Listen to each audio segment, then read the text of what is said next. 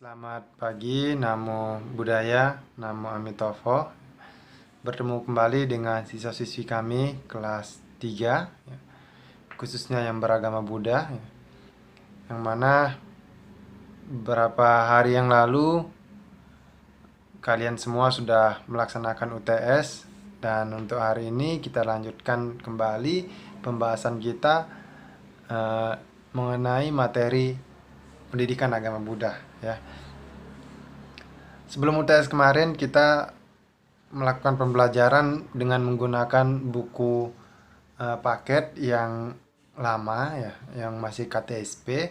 Tapi untuk pembelajaran kali ini kita sudah memiliki buku yang baru, yang K13, ya. Oleh karena itu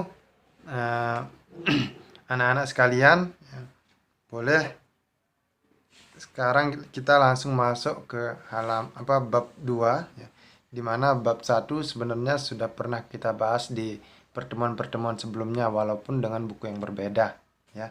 Kalaupun bukunya lain tapi materinya sama. Dan untuk hari ini kita masuk ke materi yang baru, ya, di bab 2 atau pelajaran 2 tentang pengorbanan bodhisattva. Sedikit saya sampaikan pengantar mengenai bodhisattva. Kalau kita dengar bodhisattva, apa yang pertama kali terlintas dalam diri kita? Kalau Pak Guru sendiri, ketika mendengar bodhisattva, yang terlintas itu yang pertama adalah Dewi Kuan Im, salah satunya, ya. Kalau kita mencari tahu apa sebenarnya bodhisattva, nah, kalau kita baca buku, baca dari internet dan sebagainya, bodhisattva itu dikatakan adalah orang yang bercita-cita untuk menjadi seorang Buddha. Jadi kalau orang mau menjadi Buddha, terlebih dahulu dia harus menjadi seorang bodhisattva. Jadi di kata bodhisattva itu sudah jelas, bodhi dan sattva. Bodhisattva itu terdiri dari bodhi dan sattva. Bodhi artinya penerangan, sattva artinya makhluk. Jadi bodhisattva adalah mereka makhluk-makhluk yang sedang berusaha mencapai penerangan sempurna atau menjadi seorang Buddha, seperti layaknya Buddha Gotama, Buddha Amitabha, dan sebagainya. Ya, banyak yang sudah mencapai penerangan sempurna. Jadi kita pun sebagai manusia biasa, kita juga bisa menjadi bodhisattva. Apa ciri-ciri orang yang menjadi bodhisattva? Jadi kalau orang mau menjadi Buddha itu punya ciri-ciri khusus. Yang pertama, ya, ciri-cirinya adalah suka menolong, suka berkorban, mengorbankan kebahagiaan diri sendiri untuk orang lain. Bahkan bisa saja mengorbankan nyawanya demi orang lain. Yaitu adalah sifat-sifat dari bodhisattva, penuh dengan cinta kasih.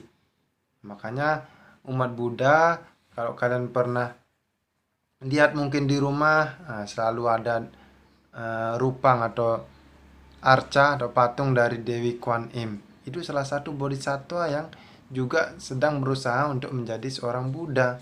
Makanya banyak menolong umat manusia, ya. Kemudian mengenai bodhisattva kita kembali lagi, ya. Kita tadi saja Pak Guru jelaskan kita bisa menjadi seorang bodhisattva walaupun mungkin tidak langsung menjadi seorang Buddha.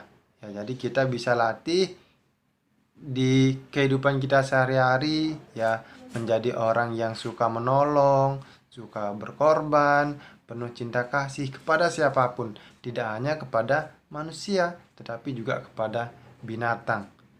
Jadi tidak menyiksa binatang lagi, tidak membunuh lagi, tetapi dikasihi, ya. Itu adalah ciri-ciri atau sifat dari bodhisattva.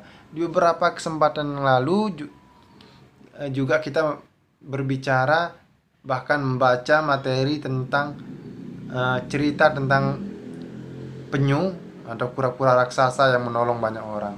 Penyu itu adalah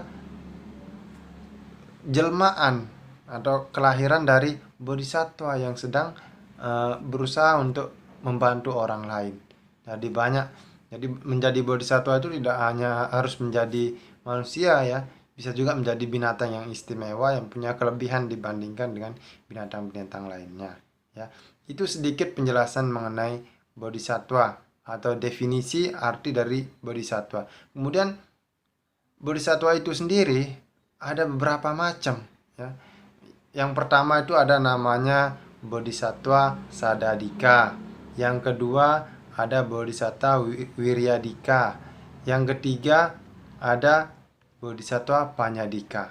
Nah, itu nanti untuk mengenai lebih lanjutnya mengenai bodhisattva sadadika, wiryadika, dan panyadika, nanti siswa-siswi kelas 3 silahkan perhatikan, baca, dan catat di bukunya, di buku paketnya masing-masing itu sudah ada, tepatnya di pelajaran kedua, ya. Baik Pak Guru, rasa itu sedikit pengantar, ya, untuk pelajaran kita hari ini. Tugas kalian di rumah adalah meringkas atau mencatat kembali mengenai definisi bodhisattva serta penjelasan-penjelasan lain yang berkaitan dengan bodhisattva, ya. Itu di buku sudah ada semua.